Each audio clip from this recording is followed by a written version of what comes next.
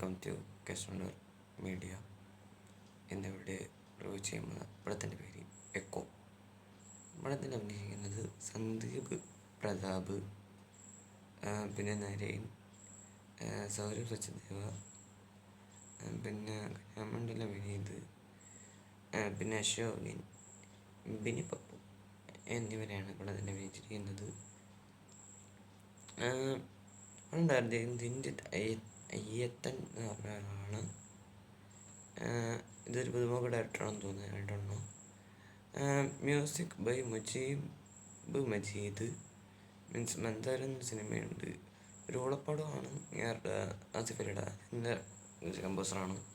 പിന്നെ രമണ, കളങ്കാവലിലും തത്തപ്പച്ചയിലും ഇങ്ങനെ മ്യൂസിക് എന്നാണ് കേട്ടത്. പടത്തിൻ്റെ story, screen play, cinematography and dialogues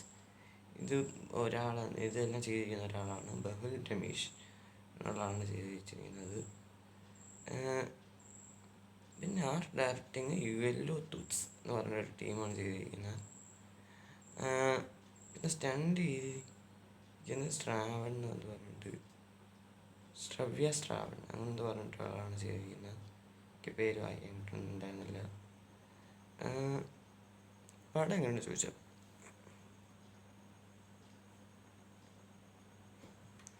fair level awesome എന്ന് പറയാനേ പറ്റുള്ളൂ. ഫെയറിംഗ് ഒന്നും പറയാൻ എനിക്ക് ഫീൽ ചെയ്തിട്ടില്ല സിനിമ. എന്നാൽ ഓസം, ലാഗ് ഒന്നും ഫീൽ ചെയ്തില്ല.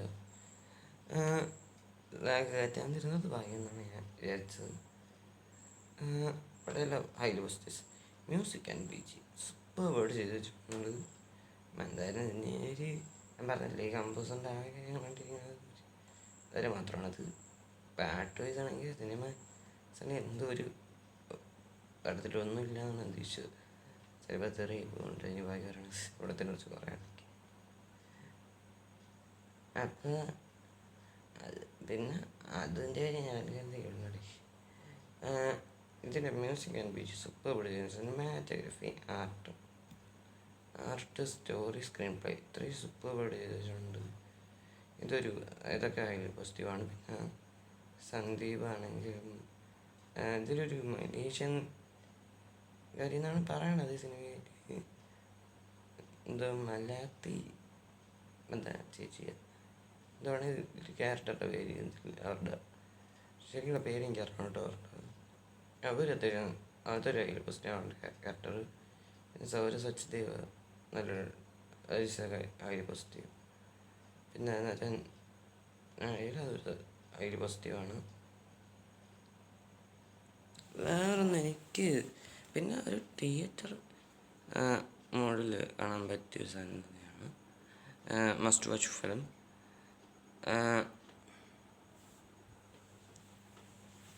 പിന്നെ ഞാനിത് കണ്ടത് കാസിനോയിലാണ്. രാത്രി 9 മണിക്ക് ഞാൻ എത്തിയിട്ടുള്ള. എനിക്ക് ഉറക്കം വരുന്നുണ്ട് അത്യാവശ്യം. പിന്നെ എനിക്ക് പേഴ്സണലി എനിക്കൊരു ലാഗ് ഫീൽ ചെയ്തിട്ടുള്ളൂ. ഇപ്പോൾ ഫ്ലാഷ് ബാക്ക് സീൻസ് ആണെങ്കിലും ട്വിസ്റ്റ് ആൻഡ് ടേൺസ് ആണെങ്കിലും എന്താണെങ്കിലും ഇനി പറ്റുള്ള പോസിറ്റീവ്സൊക്കെ എടുത്ത് നോക്കുകയാണെങ്കിൽ പിന്നീട് ഇതിൽ എനിക്ക് നെഗറ്റീവ്സ് തോന്നിയിട്ടില്ല. അതുകൊണ്ട് ബാക്കിയുള്ള പെർഫോമൻസസ് ബാക്കി അവരൊക്കെ അവർക്ക് പറ്റുന്നവർ ചെയ്തിട്ടുണ്ട്. പിന്നെ ഇത് എന്താ പറയാമെന്ന് ഞാൻ മറന്നതല്ല.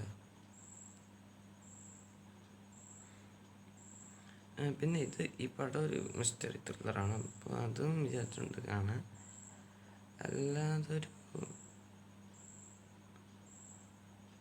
അല്ലാതെ കണ്ട ചിലപ്പോൾ ചിലവർക്ക് വർക്കാവില്ല എന്ന് വരും. കാരണം എൻ്റെ ഫ്രണ്ട്സിൻ്റെ കൂടെ ആയിട്ട് അപ്പോൾ അവർ വിചാരിച്ചെന്തോ മിസ്റ്ററി ത്രില്ലറാണെന്നുള്ളത് അറിയില്ലായിരുന്നു. ഞാൻ ഈ സിനിമ എക്സ്പെക്റ്റ് ചെയ്തിട്ടില്ല. അവർ മിസ്റ്ററി ത്രില്ലർ വേറെന്തോആണ് എക്സ്പെക്റ്റ് ചെയ്തിട്ടാണ് കയറിയത്. ബട്ട് ഈ സിനിമ ഇറങ്ങിയതെന്നൊരു ഇറങ്ങിയ സമയം ഇറങ്ങിയ 2 ദിവസം കഴിഞ്ഞിട്ടാണ് ഇങ്ങനെ ഒരു പടം ഇറങ്ങിയിട്ടുണ്ടെന്ന് അറിഞ്ഞത്.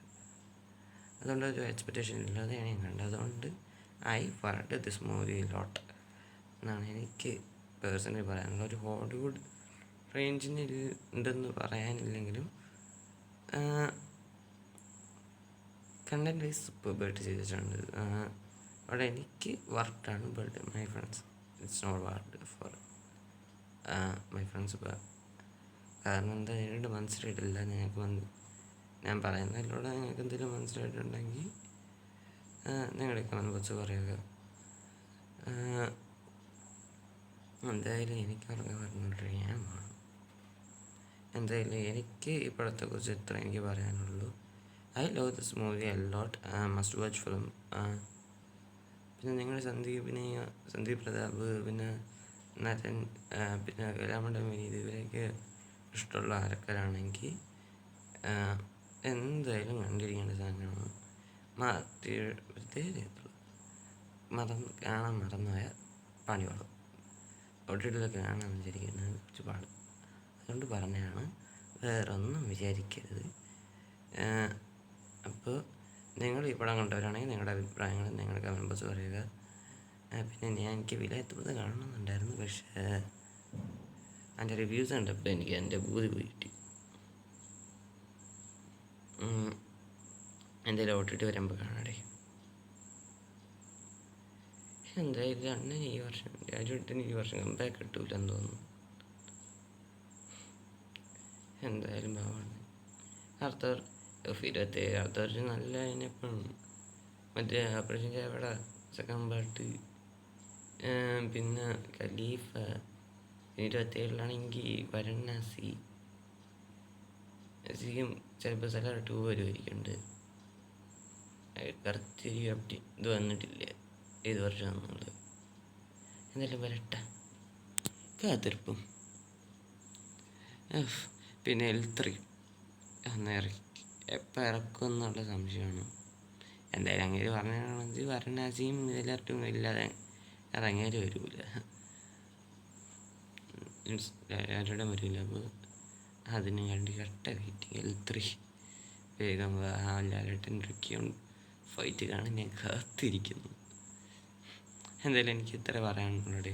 നിങ്ങൾ ഈ പടം കണ്ടവരാണെങ്കിൽ നിങ്ങളുടെ അഭിപ്രായങ്ങൾ കമൻറ്റ് ബോക്സ് പറയുക. പിന്നെ ഈ വീഡിയോ ഇഷ്ടപ്പെട്ടെങ്കിൽ ലൈക്ക് ചെയ്യുക, ഷെയർ ചെയ്യുക, സബ്സ്ക്രൈബ് ചെയ്യുക. ഈ കാസ്ട്രണ്ടർ മീഡിയ എന്ന ചാനൽ സബ്സ്ക്രൈബ് ചെയ്യുക.